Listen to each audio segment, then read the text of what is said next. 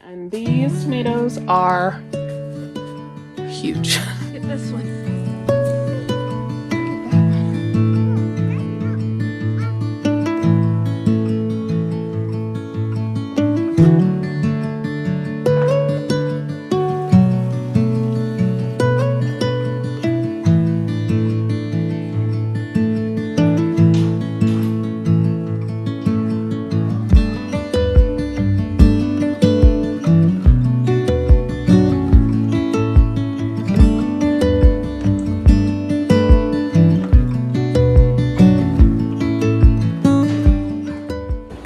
Hey guys, we just got back from a trip a few hours away, and we got back in time tonight to pick tomatoes because it looks like we're gonna have our first frost possibly tonight. Now, there are forest fires to the west of us, and so the sky is full of smoke. It's extremely windy, terrible fire conditions, but it looks like we're due for some cool down temps, maybe some rain, and certainly frost warnings tonight and tomorrow night. So the tomatoes are not ready, they're not ripe, but they're big, beautiful fruits, and I want to go ahead and pick at least the tomatoes that are outside and get them in our garage so they can continue to ripen. So we're gonna quickly do that, and I'll just get a few clips and bring you along with us so that you can do kind of a quick final harvest, at least of the tomatoes tonight. We'll see how everything else goes. My tomatoes in my high tunnel are going to be okay. I'm gonna close up the tunnel tonight, and I'll let you know how things turn out in morning. Maybe our first frost.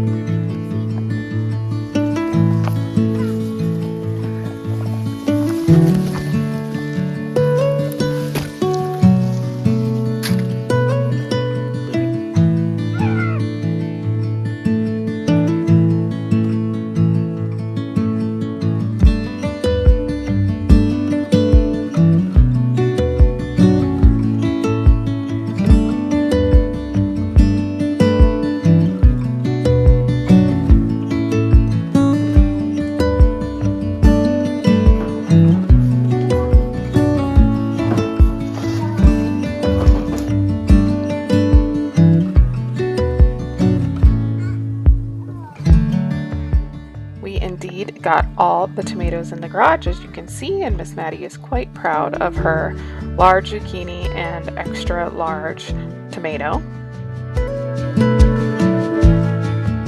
Hello friends, when last I left you, we were cleaning tomatoes out of the garden with an impending frost, and a light frost did happen. In fact, that was a little over 2 weeks ago. Our first frost being the 29th of September. We did get the tomatoes pulled out. We have had a few frosts since then, and the garden is looking quite different than when you saw it last time. It's pretty sad and dead looking, which is just how it goes this time of year. But tomatoes have been sitting in the garage since then, and today is the day. In fact, I should have been on it a little bit earlier than this, but you're gonna come with me today and we are gonna start processing some tomatoes. There's some different ways that I like to use up my tomatoes and preserve them and prepare them for the winter ahead. One being a long simmered, super flavorful tomato sauce. I also will often freeze Ziploc bags of tomatoes. Later, when I have bigger bunches that are all ripe together, I can can them then or make salsa or tomato sauce then. Salsa is another favorite around here, so I will be sharing a salsa recipe with you as well. Let's process, cook, and can some tomato sauce.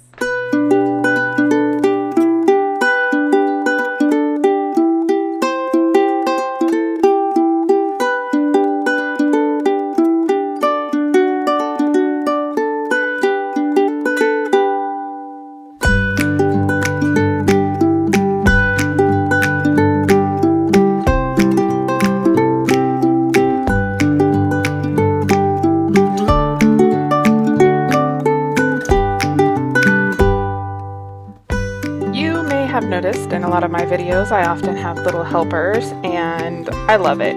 It may be a little bit slower of a process, and often it is a lot more messy, but I just count it as learning, spending time with my girls especially. We homeschool, so this is just a great opportunity for them to learn, use a little math, and learn a good old-fashioned skill that I think is really important for them to know. In fact, they learn a lot of good old-fashioned skills from me in our home, I hope.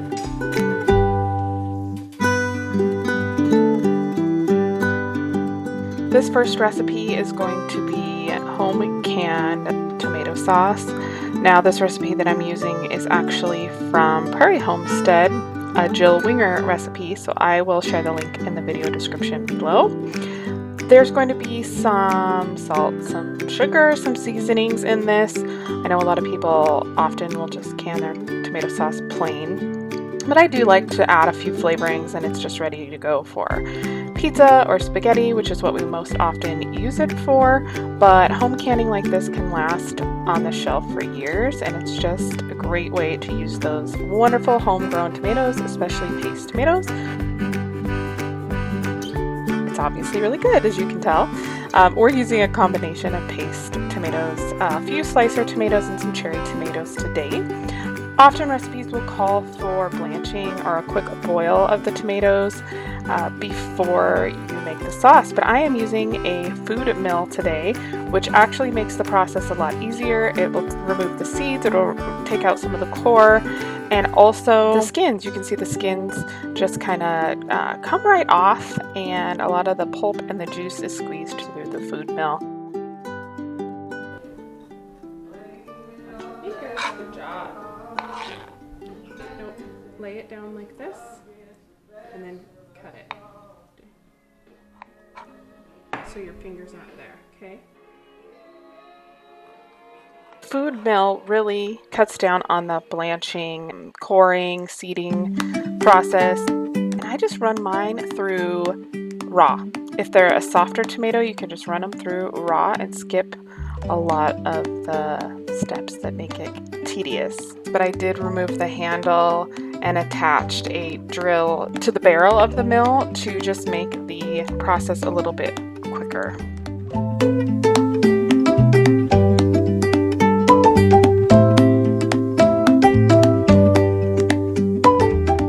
Moving on here, after I have all my tomatoes pressed and juiced, I'm going to blend up some onion, garlic, and also some celery from my garden. I'm taking advantage of using my food processor to chop all these up really quickly for me, and I'm going to add that into my bubbling tomato sauce.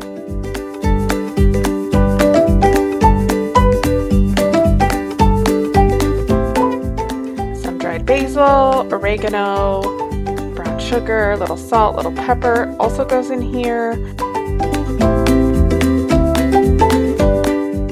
Taste to make sure that all the seasonings are just right. You can definitely adjust this as part of the canning recipe without affecting the safety result of the canned product. We're going to let it simmer till it is as thick as we want, and then we're going to can it up.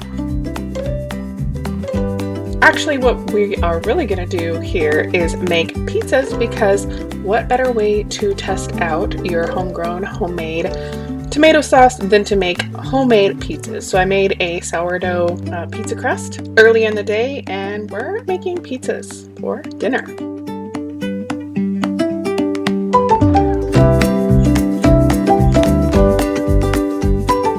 Can you find our canned pineapple zucchini on these pizzas, and also our jalapeno cowboy candy? Those recipes I shared in a previous video.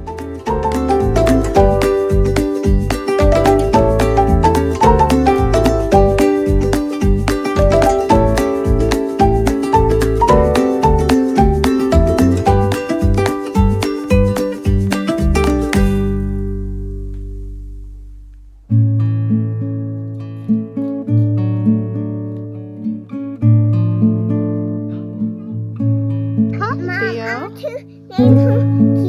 to make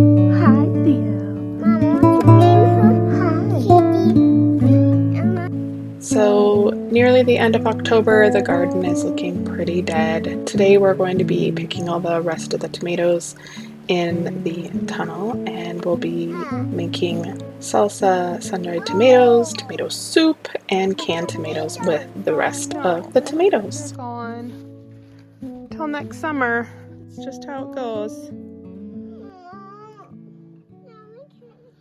We could put some celery in our tomato sauce. That would be good. Onion and celery.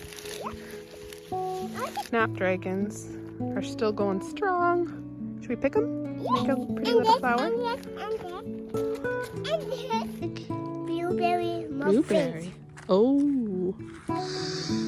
Oh, it does. Let's see. There's some carnations and some dianthus still hanging on as well. And we're growing a Theo. Hi, Theo. You're a little kitten pest. It's October in the tunnel. The cucumbers are starting to die back. There's still a few fruits. The jalapenos are still rocking and rolling. We're getting a whole nother flush of those, which is wonderful for salsa that we'll be making with the tomatoes soon. More peppers. These are sweet peppers that I have separated from the jalapenos. I hope they didn't cross-pollinate. I don't know. We'll see. They're supposed to be sweet lunchbox peppers. It is still staying warm enough in the tunnel so that my tomatoes can finish vine ripening. Even though we've had a light frost, we can still have tomatoes stay on the vine and continue to ripen. And these tomatoes are huge. They're just, I mean, I don't know if it shows up on camera how big these truly are. And I have a whole row of them. And we're gonna pick some paste tomatoes that are ready in here for making sauce today. But the other slicers, I'm just gonna continue to let vine ripen for fresh eating. So that's exciting because we don't often get to vine ripen in Northwest Montana Zone 6. Okay, let me show you which ones to pick. We could probably pick more of these cherry tomatoes. Want to eat one? Yeah. Tomatoes.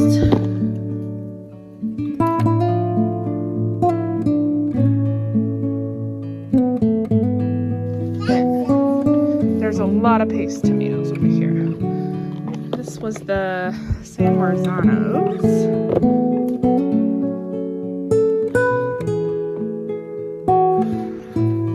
They're so pretty. I'm so excited that I could let them vine ripen. That's just, even though these got a late start. Cool, that one bounced right in the container. Gracie, what did we plant right under there yesterday? What did we plant? Do you remember what it was called? Cilantro. What, do you like cilantro? Good. So with what we picked in the tunnel and my ripening stash that I have in the garage, we will be making some sun-dried tomatoes to start, and then moving on to a chunky tomato basil soup, which I have the recipe on the blog and linked in the video description below. Just click the more button to find that. And then finishing up with a canned tomato salsa, which I also have on the blog. And I will also add in there some just regular good old-fashioned plain canned tomatoes. Just a really simple, straightforward recipe.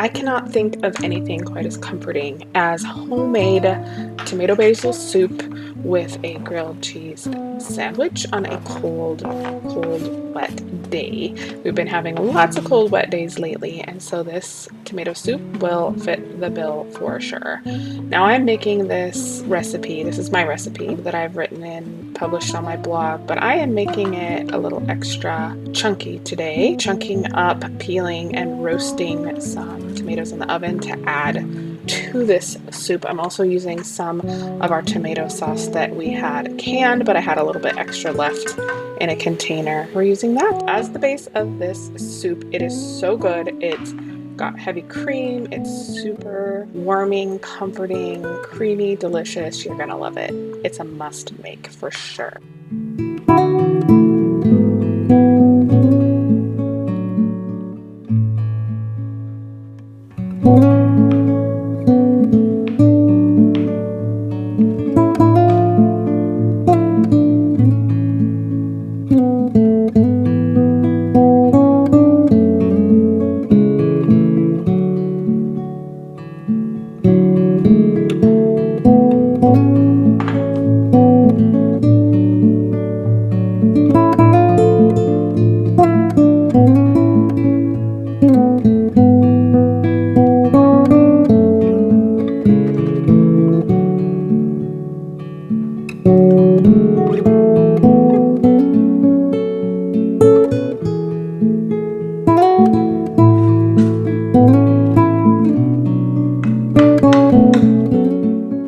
Definitely do not have to add these extra chunky oven roasted tomatoes. In fact, my original recipe does not call for them. It calls for just canned tomatoes, and you can puree this if you want to make it nice and smooth, but I kind of like a hearty chunky soup, and we're all about tomatoes right now, so here you go. Full on chunky tomato basil soup.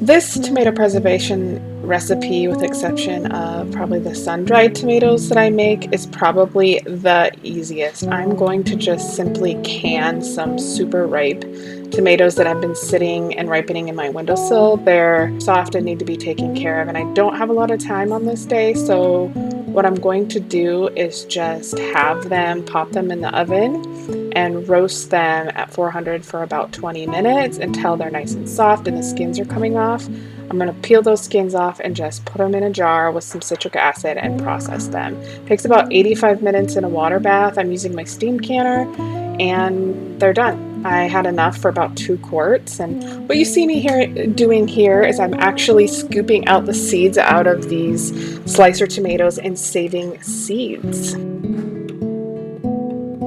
So I'm on about my 3rd or 4th year saving seeds for these slicer tomatoes, and they are dandies. They just grow really, really well. They grow really big, and they're really, really tasty. Tomatoes can be kind of a bugger to save seeds from because they have that gelatinous, gooey, mucilaginous coating that sticks to the seed and can make it difficult. But this method makes it easy. What I'm doing is actually adding water to a bunch of the insides of the tomato, and then I'm letting it ferment for 3 days. The lid will be on loose until they kind of ferment, and what will happen is the soft mucus and pulp of the tomato will float up, the viable seed will sink, and you're going to pour off that fermented mixture, add a little bit more water, shake it really hard, and let it sit. It'll separate again. You pour that off, add more water until the water in the jar is looking pretty clear. As you can see, I have my water and my seeds at the bottom. You can then use a small strainer and strain the water off the seed completely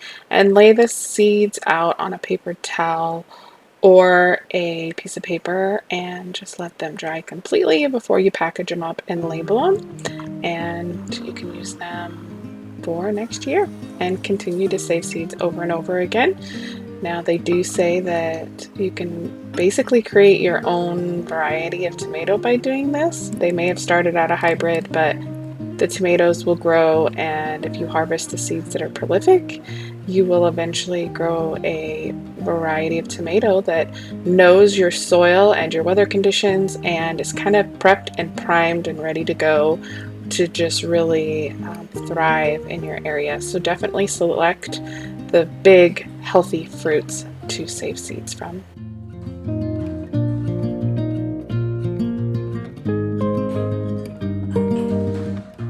So I'm just lightly crushing my tomatoes in the jar. I'm going to add citric acid as well. I believe it's a 1/4 teaspoon for pints and a 1/2 teaspoon for each quart. This just ensures that your canned tomatoes are acidic enough to be safe for water bath canning, because all tomatoes have different acid levels, so you just want to be sure, and you just go ahead and water bath / steam can them, and they're shelf stable and ready to go, and you can turn them into anything. They're just plain canned tomato. All right, let's make probably my very favorite tomato-based recipe. I look forward to this every year. We are going to make a home canned restaurant style salsa, and it is so good. If you like a more pureed style restaurant salsa, this is the one for you. I'm using bottled lime juice as my added acid in this recipe. It's based off of a National Center for Home Food Preservation base recipe with a few seasoning tweaks. It's not super hot, but you can definitely adjust how many jalapenos you add to this. It's garlicky, it's salty, it's got a little sugar for sweet. I add cumin for some warmth and depth of flavor. It is really good. It is our favorite salsa. We eat a lot of Mexican food, and it's just a family favorite, and I would love to share my recipe with you. Check the video description, click the more button, and you can go ahead and get the printable recipe and make it yourself. You don't even have to use garden tomatoes. You can make this with store-bought tomatoes, and if you don't want to cook the salsa and can it, you can just blend it up and use it as fresh restaurant salsa for your taco night. You can just stop at the blending in this recipe and serve it up. You don't even have to cook it and can it. It's really that good.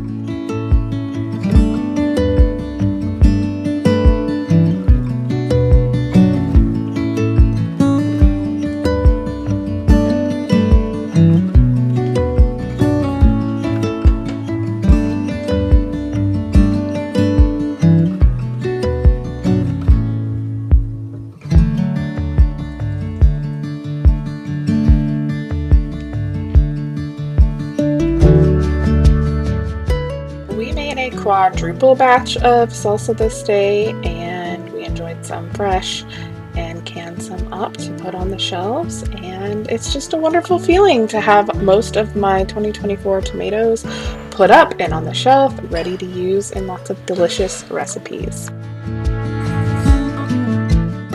I'd love for you to comment below and tell me some of your favorite tomato-based recipes. Let me know if any of these recipes are new to you and ones that you may want to try. Yeah, just share your favorites in the comments so that others and I can check those out and maybe come up with new recipes for next year.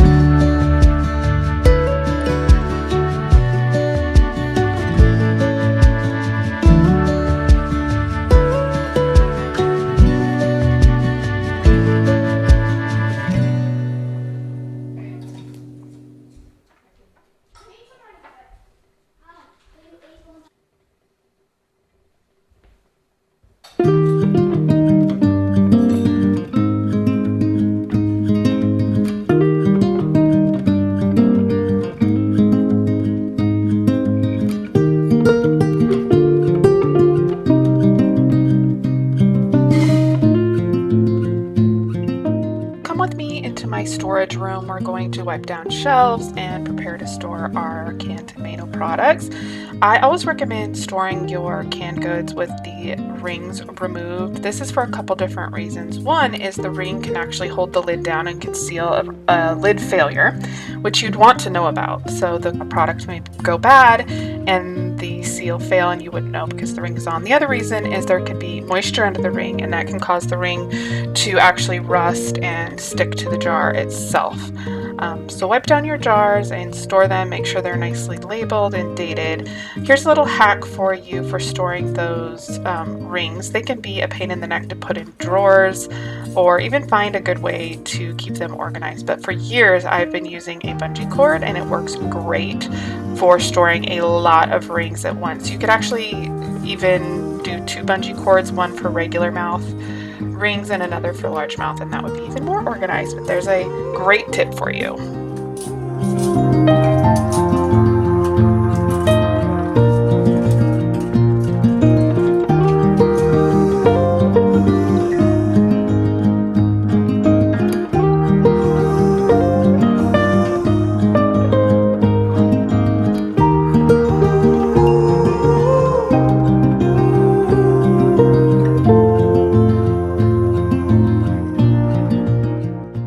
Well, my friends, that is a wrap on the 2024 tomato harvest.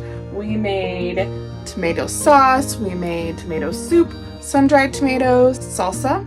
I still have quite a few tomatoes in the garage, some green ones, and I'm not quite sure what I'll do with those. I'm sure I'll make more soup and some more just plain canned tomatoes. I'm in my storage room here trying to figure out where to put everything away that we have made. So it was a successful season. I'm taking notes for next year. I'm saving some seeds. Already looking forward to the garden season next year.